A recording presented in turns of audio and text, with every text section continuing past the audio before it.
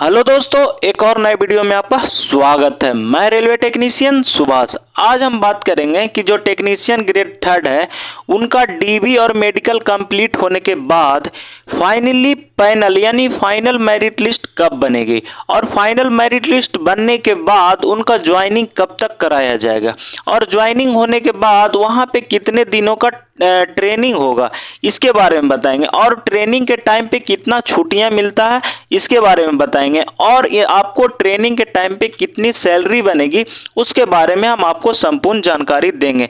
और training complete होने के बाद आपको कितना छुट्टी मिलेगा और कितने दिन के बाद आपका प्रमोशन होगा, इसके बारे में आपको संपूर्ण जानकारी इस वीडियो में हम आपको देंगे। तो इस वीडियो पे आप पूरा बने रहिए। आइए इस वीडियो को शुरू करते हैं। तो अभी देखा गया है कि बेंगलुरु बोर्ड है वह टेक्नीशियन ग्रेड वन और टेक्नीशियन ग्रेड थर्ड के लिए वह डीबी के लिए शॉर्ट लिस्टेड कैंडिडेट को जारी कर दिया है। तो जैसे ही आपका डीबी कंप्लीट होगा जस्ट उसके अगले दिन ही मेडिकल के लिए आपको बोल दिया जाएगा। यानी यहाँ से डीबी और मेडिकल आपको कंप्लीट हो जाएगा 2 दिन के अंदर में।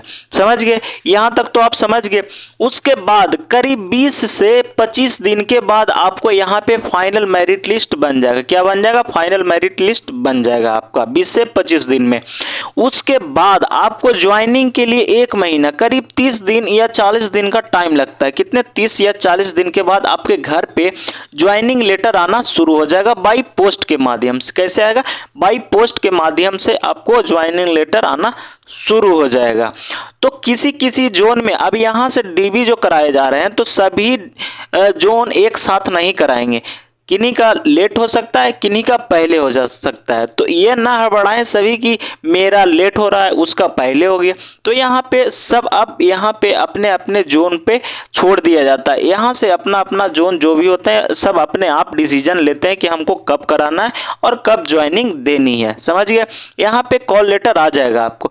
तो जो डीबी के समय में डॉक्यूमेंट बनाए थे उसी को डॉक्यूमेंट आपको बनवाना पड़ेगा। समझ गए? और एक कैरेक्टर सर्टिफिकेट बनवाना पड़ेगा। और ज्वाइनिंग पे आपको सारा डॉक्यूमेंट लगा हुआ आएगा कि क्या क्या आपको साथ में लेकर के जाना है। वहां पे ज्वाइनिंग बॉक्स आएगा घर पे, उसमें सारा मेंशन किया हुआ रहता है। समझ गए यहाँ तक? उसके बाद आप वहां पे जब ज्वाइनिंग कीजिएगा उसके बाद आपको 6 महीने का ट्रेनिंग होगा। कितने महीने का ट्रेनिंग होगा? 6 महीने का ट्रेनिंग होगा आपको। वहां पे ट्रेनिंग के पीरियड में आपको 8 सीएल मिलता है। कितने सीएल मिलते हैं? 8 सीएल मिलेगा, जो कि आपको घर पे जाने आने कहीं भी आने जाने के लिए 8 छुट्टी मिलेगा। सिर्फ 6 महीने के अंदर में सिर्फ 8 ही छुट्टी आपको मिलेगा। समझ गए? अब उसके बाद बात कर लेते हैं कि आपकी सैलरी कितने बनेगी ट्रेनिंग के टाइम पे। तो आपका जो बेसिक है वह 19,900 पे है। कितना? 19,900 पे आप ज्वाइन करिएगा। और उसके बाद उसमें आपका डीए अभी चल रहा है 53%। तो 53% के हिसाब से आपका 10,547 रुपया आपको हो जाता है। तो 30 से 31,000 के आसपास आपको पेमेंट बनने वाला है। समझ गए? और रेलवे आपको 6 महीने तक यही पेमेंट आपको देगा। जैसे ही आप कंप्लीट कर लेते हैं ट्रेनिंग उसके बाद इसमें टीए और एचआरए जुड़ जाएगा। तो आपको करीब यहाँ पे 37 से 38,000 के आसपास आपको पेमेंट बनने लगेगा 6 महीने के बाद। ट्रेनिंग कंप्लीट करते हैं उसके बाद आपको इतना बनना शुरू हो जाएगा। तो अब बात रह गया कि अब सर ट्रेनिंग कंप्लीट कर लिए उसके बाद अब प्रमोशन हमारा कितने दिनों के बाद होगा। तो टेक्नीशियन ग्रेड थर्ड पे आप 1900 पे यहाँ पे ज्वाइन करिएगा। जैसे ही 2 साल आप कंप्लीट कर लेते हैं, कितना? 2 साल आप कंप्लीट कर लेते हैं उसके बाद टेक्नीशियन 2 के लिए आप एलिजिबल हो जाते हैं। टेक्नीशियन 2 बनते हैं। यह कितने बेसिक पे होता है? यह 2400 के बेसिक पे आपका हो जाता है। तो टेक्नीशियन थर्ड से टेक्नीशियन 2 बनने के लिए आपको एग्जाम देना पड़ता है। क्या देना पड़ता है? एग्जाम पास करना पड़ता है। उसके लिए इंटरव्यू वगैरह ये सब होगा।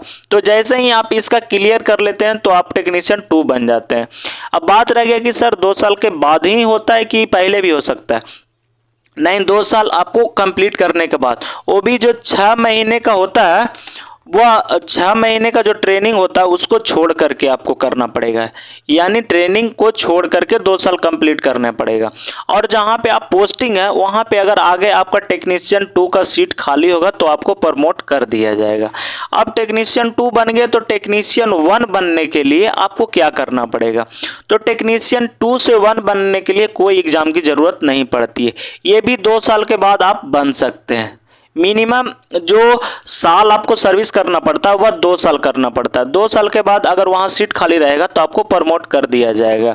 और यह 2800 बेसिक पे होता है। कितना पे होता है? 2800। टेक्नीशियन 1 2800 बेसिक पे आपको यहाँ पे ज्वाइन किया जाता है।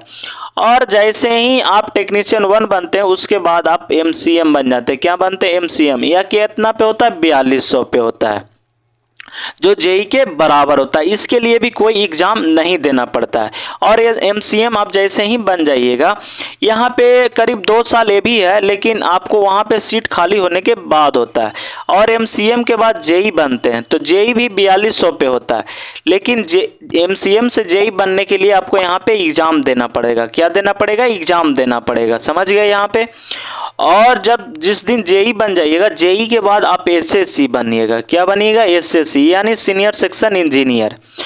तो सीनियर सेक्शन इंजीनियर बनने के लिए यहाँ पे कोई एग्जाम की ज़रूरत नहीं पड़ती है। और यह होता है कितना? 4600 बेसिक पे। कितना होता है? 4600 पे आपका SSC होते हैं। समझ गए यहाँ तक? अब बात रह गया कि आपको कितना छुट्टी मिलेगा साल में और पास पीटीओ कितना मिलेगा। टेक्नीशियन 3rd में आइएगा तो 3rd AC का पास 1 मिलेगा और आपको 4 PTO मिलेगा। कितने मिलेंगे? 4 PTO मिलेगा आपको साथ में। समझ गए? यहाँ पे ट्रेन में आने जाने के लिए यहाँ पे ये सुविधा मिलेगी। और आपको हॉस्पिटल सुविधा मिलेगी। क्या मिलेगा? हॉस्पिटल सुविधा भी मिलेगा आपको। आपके माता पिता को इसमें इंक्लूड नहीं किया जाता, यानी आप होइएगा, आपका पत्नी होंगे और आपका बच्चा होगा जो आपको ये हॉस्पिटल में आपको इलाज करवा सकते हैं। समझ गए यहाँ तक? और अब बात हो गई कि यहाँ पे आपको छुट्टी कितना मिलेगा, तो 30 LAP मिलेगा। कितना मिलेगा? 30 LAP मिलेगा आपको। और यहाँ पे 8 CL मिलेगा अगर वर्कशॉप पे है तो। यह जानकारी आपको कैसा लगे हमें कमेंट के माध्यम से ज़रूर बताएंगे। और जो हमारे चैनल पे पहली बार आए हुए हैं उस चैनल को सब्सक्राइब करें, लाइक करें और कमेंट करना ना भूलें। फिर मिलेंगे एक नए वीडियो के साथ, तब तक के लिए जय हिंद दोस्तों।